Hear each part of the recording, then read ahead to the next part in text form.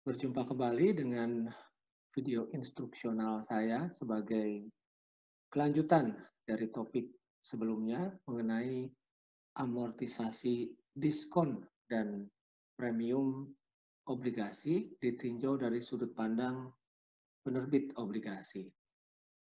Amortisasi diskon sudah saya berikan pada video instruksional sebelumnya, sehingga kali ini kita hanya akan berfokus pada amortisasi premium. Metode yang digunakan masih sama, yaitu metode garis lurus. Premium sebenarnya merupakan kebalikan yang simetris dengan diskon. Premium adalah selisih antara harga pasar obligasi pada saat penerbitan dengan nilai nominal obligasi. Bedanya dengan diskon, obligasi yang dijual dengan harga premium berarti jumlah kas yang diterima penerbit obligasi pada saat penerbitan lebih tinggi dari nilai nominal yang harus dibayar penerbit pada saat jatuh tempo. Bagi pihak penerbit obligasi, terjualnya obligasi dengan harga premium ini berarti penghematan biaya pinjaman. Dan dengan dasar matching principle, penghematan biaya itu dialokasi ke periode-periode yang menerima manfaat melalui suatu prosedur yang dinamakan amortisasi. 1081 108 958. Ini bukan nomor cantik. Ini adalah nilai pasar yang lebih tinggi daripada nilai nominalnya. Obligasi ini memiliki tenor 5 tahun, bunga kontraknya 10%, yang dibayar setahun 2 kali, setiap tanggal 1 Januari dan 1 Juli. Saat penerbitan obligasi. Dalam akuntansi obligasi, ini merupakan event pertama yang penting. Sehingga pada tanggal 1 Januari 2020, perusahaan penerbit obligasi dalam contoh kita mengkredit akun utang obligasi sejumlah 1.181.108.958.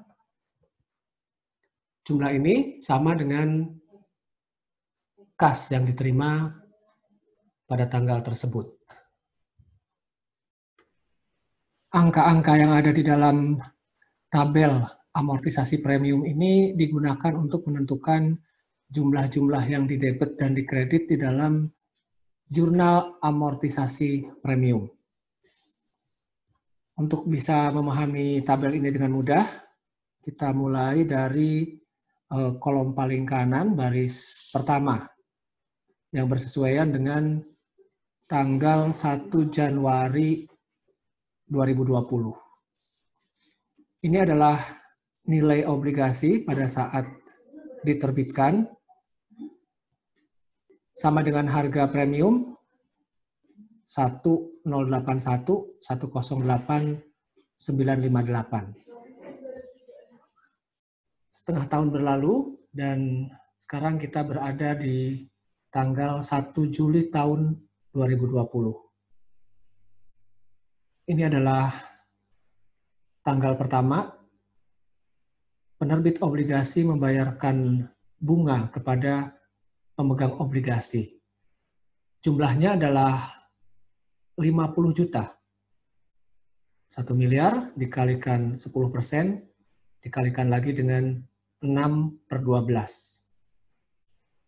Untuk menghitung jumlah premium yang diamortisasi, jumlah total premium 1.081.108.958 dikurangi dengan 1 miliar dibagi dengan 10 periode bunga.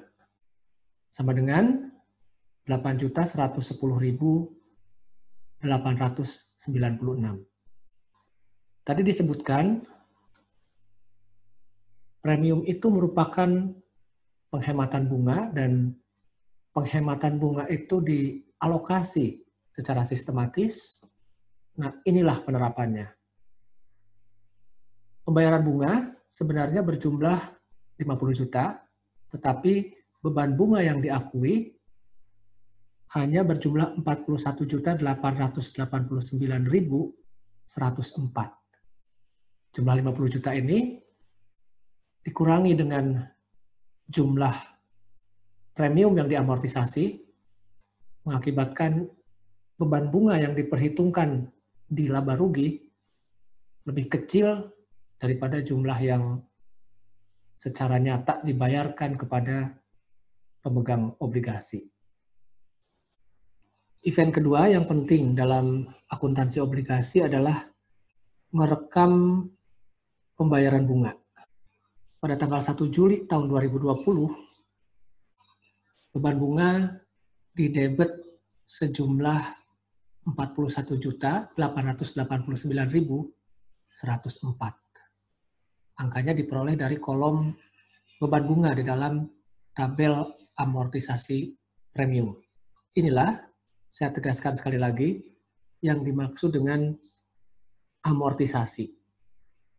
Beban bunga cash 50 juta, tetapi kita hanya mengakui beban bunga sejumlah 41.889.104.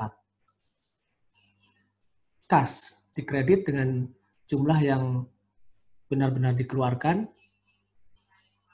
yaitu sejumlah 50 juta, dan utang obligasi didebet sejumlah amortisasi premium. Event ketiga yang juga penting dalam akuntansi obligasi adalah pengakuan liabilitas akrual. Pengakuan bunga akrual ini dilakukan jika tanggal pembayaran bunga tidak sama dengan tanggal neraca. Dalam contoh ini, kita mengasumsikan neraca disajikan per 31 Desember. Sementara pembayaran bunga baru akan dilakukan pada tanggal 1 Januari tahun berikutnya. Bunga itu terjadi seiring dengan berlalunya waktu. Karena akuntansi menganut dasar akrual, maka pada tanggal 31 Desember 2020 ini, perusahaan harus mengakui timbulnya beban bunga yang terjadi dari tanggal 1 Juli sampai dengan 31 Desember. Meskipun kenyataannya pembayaran bunga belum benar-benar dilakukan. Pada saat ini, perusahaan juga mengakui beban bunga sejumlah 41.889.104 sebagai akibat dari adanya amortisasi penghematan bunga lebih kecil dari bunga yang terutang sejumlah 50 juta. Pada tanggal 1 Januari 2021, ketika bunga benar-benar dibayarkan kepada pemegang obligasi, perusahaan tidak boleh lagi mengakui beban bunga, karena beban bunga terkait sudah diakui pada akhir tahun sebelumnya. Pembayaran bunga ini direkam dalam sistem akuntansi perusahaan penerbit obligasi dengan cara mendebet utang bunga akrual yang diakui pada tanggal 31 Desember 2020 dan kreditnya adalah kas sejumlah 50 juta, jumlah yang benar-benar dibayarkan kepada pemegang obligasi. Pada tahun pertama, obligasi beredar, perusahaan penerbit di dalam laporan laba ruginya akan mengakui beban bunga sejumlah Rp87.778.208, lebih kecil dari bunga cash yang dibayarkan kepada pemegang obligasi. Ingat, ini terkait dengan adanya alokasi penghematan bunga terkait dengan 2 jurnal yang telah dibuat. Neraca perusahaan penerbit pada akhir tahun 2020 akan melaporkan utang obligasi sejumlah Rp1.464.887.166.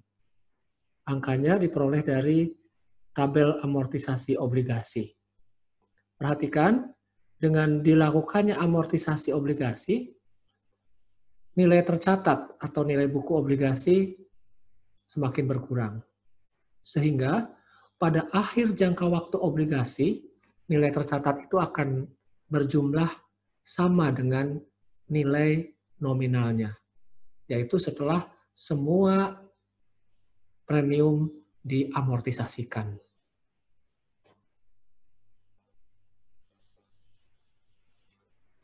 Demikian video instruksional kali ini.